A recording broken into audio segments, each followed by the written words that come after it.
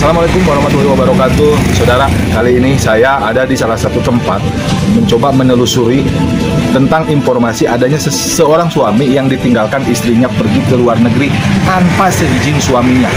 Nah, ini saya akan menemui suami tersebut untuk berbincang-bincang bagaimana sih riwayat awalnya sehingga apakah ini diizinkan oleh siapa atau misalkan orang selain daripada suaminya. Kita telusuri untuk hal tersebut ya. Tetap Assalamualaikum. Saya Aldi. Tuh, punten ya Pak. Sehat? Ya. Selamat hari. Ya. Oh ya. Ayo ngobrol sekarang ya. Boleh. Aldi paling lah. Pak, saya tadi dapat informasi ya yang berkembang di masyarakat bahwa katanya istri Bapak namanya siapa? Yanti Nurjana. Yanti Nurjana. Ya. Alamatnya di mana? Tapos, di Tapos ya. Desa Cipanenang. Desa Cipanenang. Oke. Katanya sih Pak, benar apa enggak? Istri Bapak ini sekarang tidak sama Bapak lagi? Iya, kabur. Kabur? Ya. Informasinya ke luar negeri Bapak? Ya. Bapak mengizinkan enggak? Enggak mengizinkan. Tahu juga enggak? Tahu juga enggak? Enggak. Terus status Bapak ini benar suaminya? Iya. Ada surat nikah? Ada. Oke. Terus ketika Bapak tahu, Bapak telah coba datang enggak ke mertuanya? Tahu? Mertua Bapak? Tahu. Jadi berangkatnya di mana itu Pak ceritanya? Berangkatnya berarti dari Tapos, dari rumah bapaknya. Dari rumah bapaknya. Iya. Tanpa memberitahukan ke Bapak? Nggak ada. Yang saya tahu ketika berbicara ke luar negeri itu harus ada izin, kalau punya suami harus ada izin dari suami. Ya. Kecuali dia statusnya janda, baru orang tuanya. Ya. Jadi Bapak sama sekali belum pernah datang izin. Nggak baru izin berangkatnya sama dia tahu. Terus ini Pak, sedih nggak dengan kondisi ini?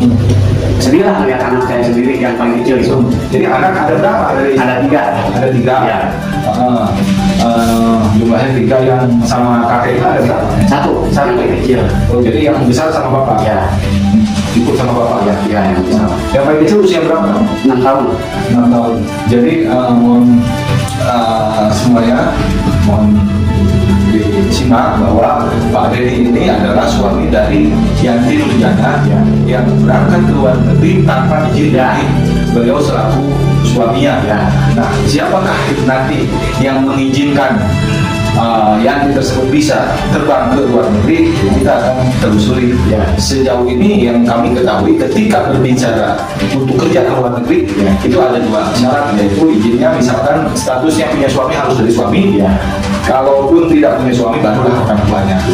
Nanti kita akan tanya juga ke saudara-saudaranya Yanti ini seperti apa kondisi sebenarnya. Jadi tidak mendengar dari salah satu pihak. Awalnya si Yanti itu berantem sama anaknya yang paling gede.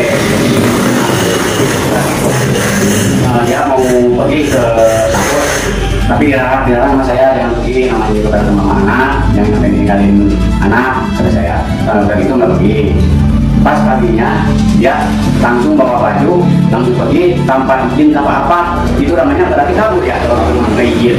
Kabur ke rumah bibinya di Tapos bawa anak. Nah udah itu saya di PA suruh datang ke Tapos, suruh ngambil anak Tapos. Berarti yang mana? Anak yang kecil, perempuan saya ambil ke Tapos tuh. Nah udah gitu saya tanya ibunya kemana, kata bibinya bilangnya ke Jakarta. Terus bilang ke Jakarta, kalau nanya kayak ini bilangnya ke Jakarta. Nah tapi saya penasaran, nggak percaya kalau namanya si Yanti ke Jakarta.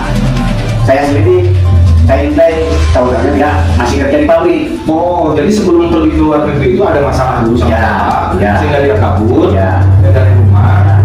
Lalu dari informasi ada di wilayah Tapos bahwa Yanti itu Jakarta. Nyatanya dia kerja di pabrik. Oh iya. Terus kerja di pabrik. Nah gitu saya intai terus, nyampe dapat kontrakannya.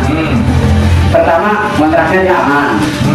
Nah pas udah mau sebulan lebih, lihat udah ada pindah. Oh pindah pertama. Nah udah itu saya datang ke rumah orang tuanya. Saya titip pesan omongan ke bapaknya, suruh dinasihati si Yanti itu. Soalnya sama saya udah nggak bisa. Ternyata bapaknya nggak ditanggapi omongan saya. Nah udah itu saya selidiki lagi.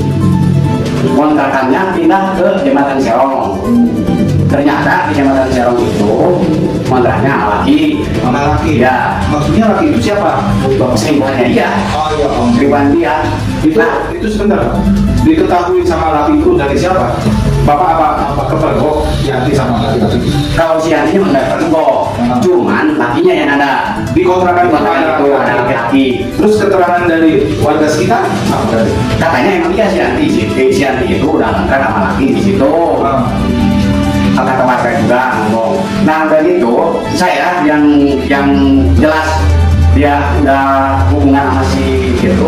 Laki itu si Topan namanya, supir angkot. Nah saya aneh, di kontrakan itu ada baju bini saya. Nah saya, ya, nah curiga saya. Nah udah gitu, saya penasaran. Udah gitu saya lihat ke kamar mandi. Udah lihat ke kamar mandi, ada celana dalam bini saya. Udah gitu, ada celana tidur, baju tidur. Malah di waktu saya masuk ke kamar mandi, saya pegang celana dalamnya masih basah. Baru dicuci. Tuh celananya celana tidur, baju tidurnya ada di situ. Itu pasti saya nggak bakal salah lagi, itu udah berbulan kata saya. Oke, saudara, jadi apa yang disampaikan Pak Dedi ini adalah curhatan yang memang real, dia yang mengalami kondisi bagaimana hatinya ini teriris karena ternyata sebelum istrinya ini pergi ke luar negeri ada peristiwa yang dianggap tidak lazim ya, yang diketahui oleh suaminya ini Pak. Terus